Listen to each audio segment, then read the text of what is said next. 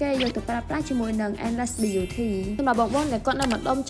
ទទួលបានផលិតផលសុទ្ធនិងមានតម្លៃទាបជាងគេយកទៅប្រើប្រាស់ជាមួយនឹង Endless Beauty សម្រាប់បងដែលគាត់នៅម្ដុំចំចាយចំពោះវ៉ាន់វែងស្រេងមក shopping ផងតែផលិតផលនៅហាងផ្ទាល់ផងអត់ភ័យថាទិញផលិតផលខុសយកទៅទេចំពោះផលិតផលនីមួយៗដែលចេញពីខាងយើងទៅគឺធានាថាជាអីវ៉ាន់សុទ្ធ 100% ដែលបងអាចទុកចិត្តបានដែលផលិតផលនៅ Endless Beauty យើងគឺមានច្រើនប្រភេទសម្រាប់បងជ្រើសរើសទៅតាមប្រភេទស្បែកមុខរបស់បងសម្រាប់បងដែលគាត់អត់ទាន់ដឹងពីប្រភេទស្បែកមុខរបស់គាត់និងអត់ទាន់ដឹងថាផលិតផលមួយណាត្រូវនឹងស័ក្តិសមជាមួយនឹងបញ្ហាប្រភេទស្បែកមុខរបស់គាត់គឺខាងយើងនឹងមានការប្រឹក្សាជូនបងបន្ថែមទៀតដូច្នេះកុំភ្លេចណាបងចង់បានជាមួយនឹងផលិតផលសុទ្ធកូរ៉េថៃជប៉ុនបារាំងឬក៏ local brand ខ្មែរយើងអីគឺមាននៅ Endless Beauty ទាំងអស់ណាដែល Endless Beauty របស់យើងគឺមានទីតាំងនៅជិតសាលា Belty IS20 បើសិនជាបងជិះពីបណ្ដោយផ្លូវជាតិលេខ3ចុះពីស្ពានចំចៅមកត្រង់រហូតបងមើលមកខាងឆ្វេងដៃឃើញ Nari Cafe ដែលជាប់នឹង logo សាលា Belty រួចបងធ្វើការជិះចូលមកតាម Nari Cafe នោះបងនឹងឃើញ Endless Beauty របស់យើងហើយបើសិនជាបងអត់ចង់មកដល់ទីតាំងផ្ទាល់បងក៏អាចធ្វើការកម្មតាម online បានដែរដែលយើងមានការដឹកជញ្ជូនជូន25ខេត្តក្រុងតែម្ដងហើយកាន់តែពិសេសប